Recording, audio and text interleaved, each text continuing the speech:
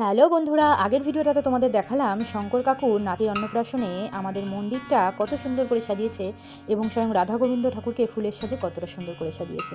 আর stall কী কী দিয়েছিল আমাদের পার্কের মধ্যে সেগুলোও দেখিয়েছি। আর এই ভিডিওটায় তোমাদেরকে দেখাবো প্যান্ডেলটা কেমন করেছে এবং মেনুতে কী কী রেখেছিল। আর প্যান্ডেলের ভেতর কিন্তু ছিল দু রকমের আয়োজন, যেরকম বুফে সিস্টেম সেরকম বসে খাওয়ার জায়গা। বুফে সিস্টেমটা চলো আগে দেখে নিই। বুফে সিস্টেমে কিন্তু ফার্স্টে জল আর এখানে প্লেট ছিল, এখানে ছিল ভেজ কাটলেট, তার সাথে কিন্তু ধনেপাতার চাটনি, কচুরি ছিল, যার সাথে কিন্তু কম্বিনেশন ছিল চানা মটর। আর মেন কোর্সে ছিল ভেজ বিরিয়ানি আর ছিল পনির বাটার নান। আর শেষ পাতে ছিল চাটনি, পাঁপড়, দই, ভাপা সন্দেশ, রসগোল্লা, যেটা কিন্তু নলেন গুড়ের ছিল।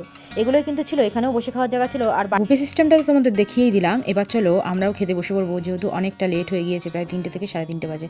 তো ইতিমধ্যে বসে পড়তে না পড়তে আমাদের প্লেট পড়ে গেল। তারপরে পড়ে গেল এরকম ভেজ কাটলেট, তার সাথে ধনেপাতার চাটনি, তারপরে ছিল কচুরি আর এই চানা মশলাটা।